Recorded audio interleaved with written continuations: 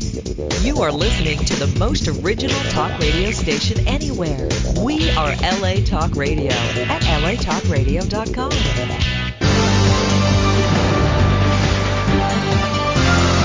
You're listening to The Mother Love Show, right here on LA Talk Radio.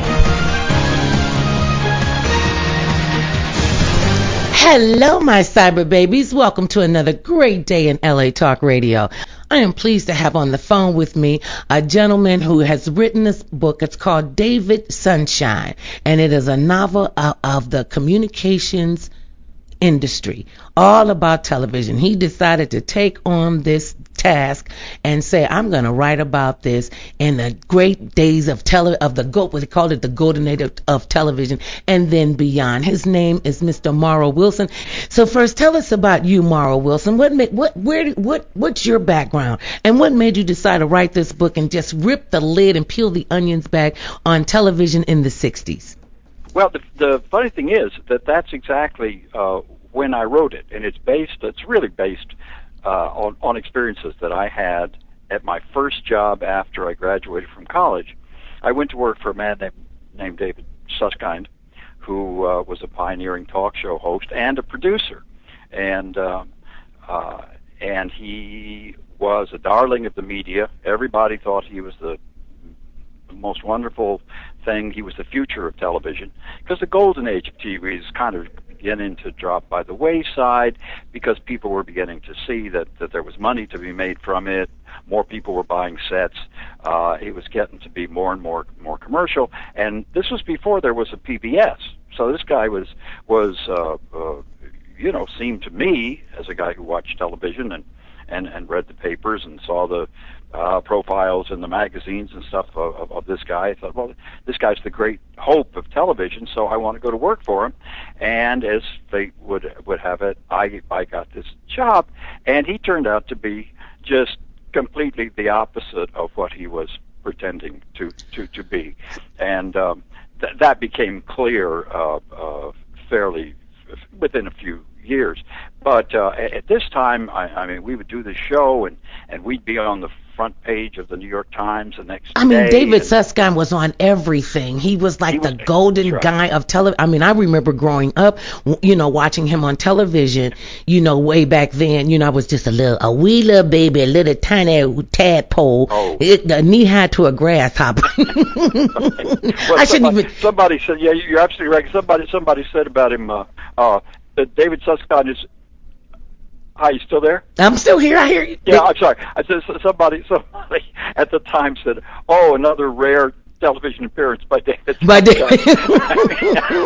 mean, he was on all the time, and it's too bad, because that was my first job, and it was quite a bit of education crammed into a very little amount of time.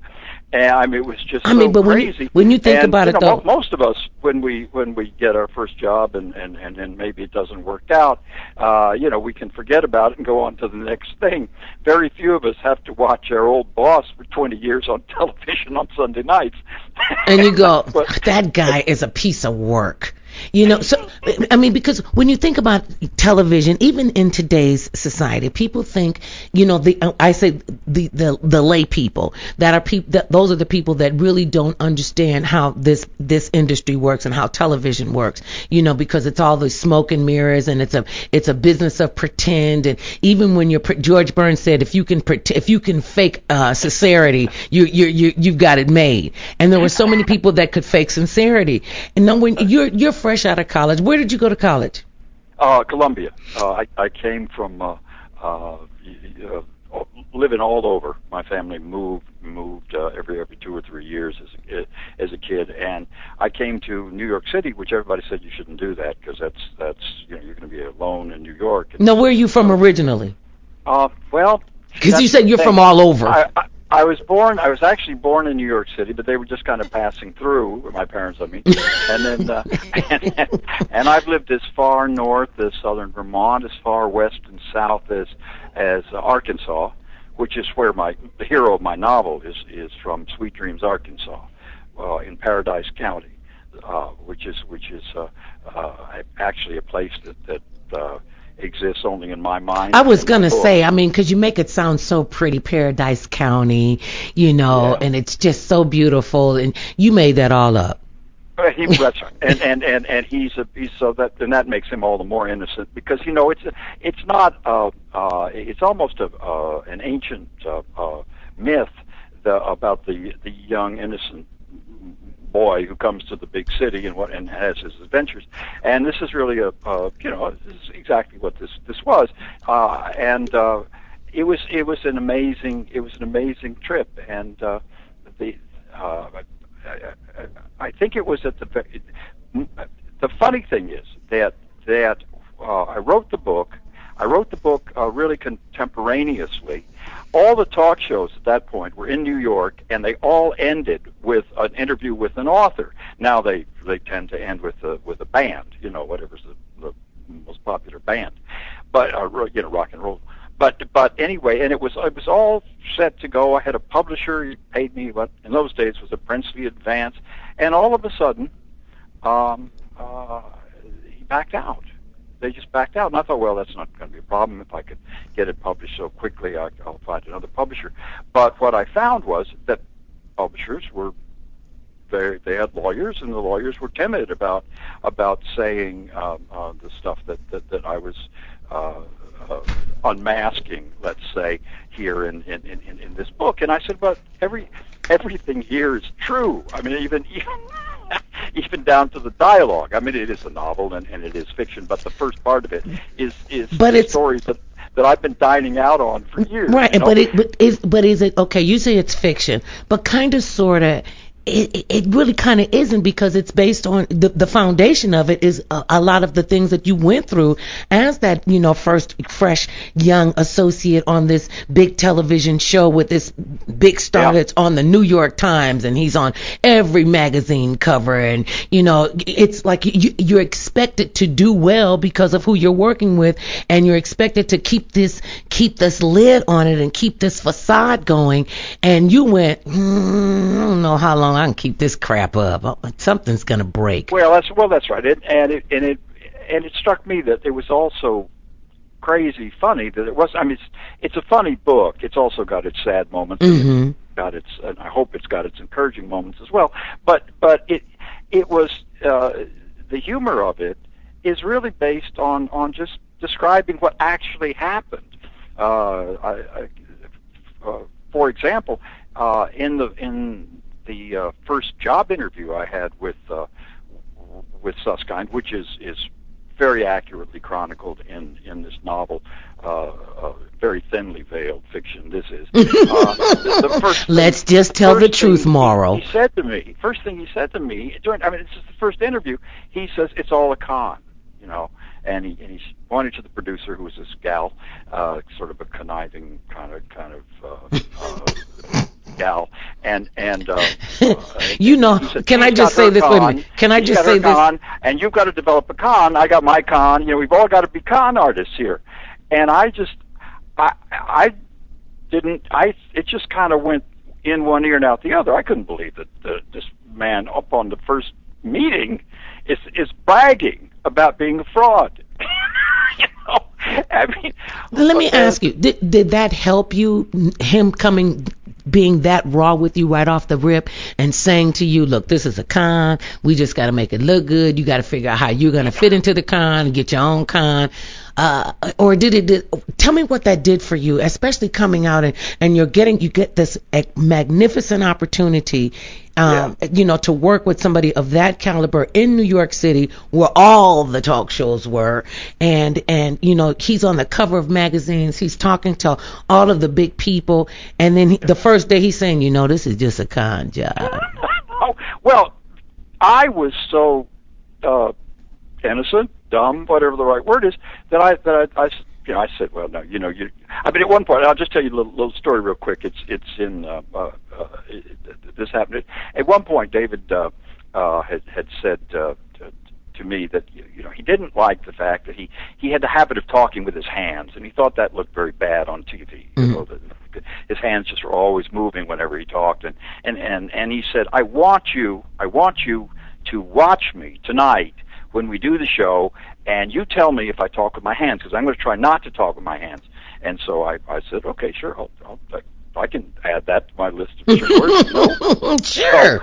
So, and I'm going around having guests sign releases, and everything was panel shows in those days. Very seldom did you do one-on-ones.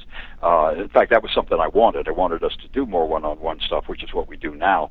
But in those days, it would be like 3 people would take one side of an issue, and 3 people would take another, and there would be a round-table discussion. So anyway, so I'm going around to all these people. I'm doing all this stuff, and I watch, and David comes off the floor, and we're done, and he says, "Well, how did I do?" And I said, "You did terribly. Your hands were moving the whole time. I mean, you looked like you were making a deal with some kind of rug merchant or something." And he said a rug merchant. And David looks at me, and he stops cold, and he thinks a minute, and he says, "Well, Morrow, that's just me." Just that kind of crazy stuff, You wanted to stab him in the neck with a pencil then, didn't you? You were like, "Did you not just tell me my assignment was to watch you and tell you what you look like? Then I come and I tell you what you look like." Well, here's the mistake I then made. This was a serious mistake, because I said, "Well, David, I know it is, but I wouldn't let that stop me from changing." And then I got a different kind of look, I didn't get it. I didn't know what I was dealing with at all, and so I really was this innocent young man. Now, how long did you stay on the Suskind show? Well, I was on that show. I think it was exactly 3 months, and it was, but it was a tremendous postgraduate education. I want to tell you, cheaper than graduate school. But it was a difficult thing, and he used to fire me pretty regularly. We had, in fact, there's a moment in the book where the hero walks in, and he's really happy about the way the next show is going. He wants to tell David about it, and David said, and David says, sit down, I got to talk with you. And he says, and this actually happened. He says, we're not on the same wavelength. We've got to stop this. I mean, you can't work for me. We're just not the same.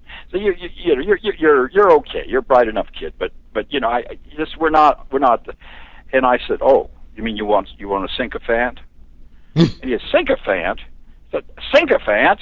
And you know what a sycophant is? And I said, yeah, you used that word one time, so I looked up in the dictionary. It's somebody who's a yes man. Mm-hmm. And he said, well, I don't want sycophants.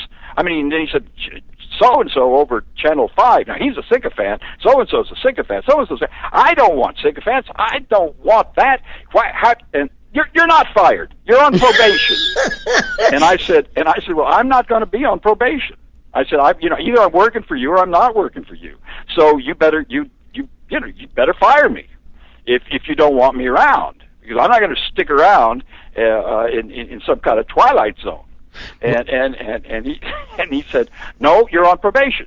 And I'm leaving now because I got an appointment across town. And I said, well, I'm coming with you because I'm not going to be on probation. And we're rushing down the hall, because he's late for this appointment. We're rushing down the hall, and they're rushing to the elevators. And then we're in the elevators together, and he's going probation. And I say, no probation. Fire me. And he says, you're on probation. And finally, we get down to the lobby. And we're running, and he's running for Madison Avenue, which is where our building was, and he's waving, and he gets a cab, and he leaps into the cab, and slams the door, and I'm on the outside, of course, and I'm saying, you fire me. He says, no, probation. It's probation. And I say, no, you can't do it that way. I refuse to do it that way. And he rolls up the window, and the cab drives off. And I stayed a little while longer. So you're the guy. So after listening to this story, so you're the guy that created the elevator speech to make sure we can say whatever it is we need to say in those couple of minutes on that elevator, whether you're going to get fired or you're going to get hired or what the deal is going to be. And so well, we just only had eyes for each. That's called being an in the moment. Uh-huh. We were just having this running argument. Literally, we were running the whole time, and it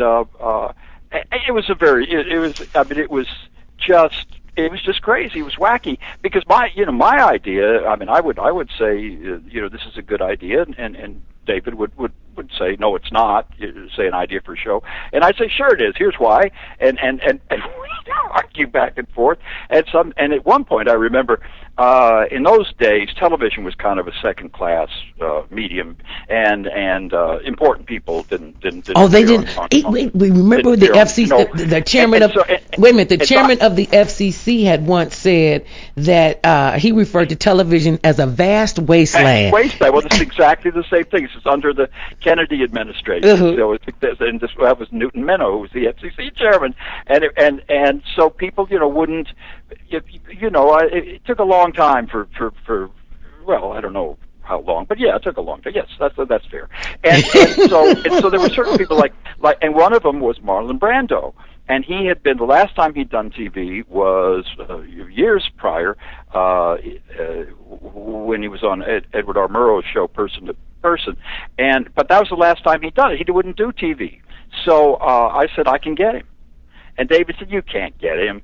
You're crazy. Say, don't underestimate me. He said, he's the most difficult man in Hollywood. I said, I can get him. Just let me send him a telegram. Remember those telegrams? Oh, my goodness. Anyway, so I sent him a telegram. Please advise interest. Come to New York, appear on my show, signed Suskind. And I sent out that telegram. And about a week goes by, and we haven't heard anything back. And David comes in, and he's like anybody else who's competitive. He says, well, I guess we haven't heard much from that telegram that you sent. And I said, let me send it one more time, the exact same telegram, David, and I'll get him. And at this point, and he said, well, what are you talking? I said, come on, let me just do it. And he said, all right, you can do it. And I did, and Brando's people called up, and we had this what amounted to a major get, as they say nowadays, major coup. We had Marlon. You got Brando. Marlon Brando on the David Susskind show. On the phone with me out of New York City he's not just an author. He is an author, an actor, a singer, a playwright, a producer, broadcasting and advertising executive. His name is Morrow Wilson. He's written a book called David Sunshine, a novel of the communications industry. We're going to take a break, and when we come back, we're going to talk about your illustrious acting career, all the records that you all the awards that you've won, all of the things that you can have done and continue to do. Want to know what keeps you going, and of course, I gotta ask you, what was it like being married to one of the Golden Girls? You were married to Rue McClanahan, one of my favorite, God rest her soul. We have Morrow Wilson on the phone. We're gonna take a break now. Morrow, don't say any cuss words, cause I can hear everything you're saying from New York, and we'll be back after these messages.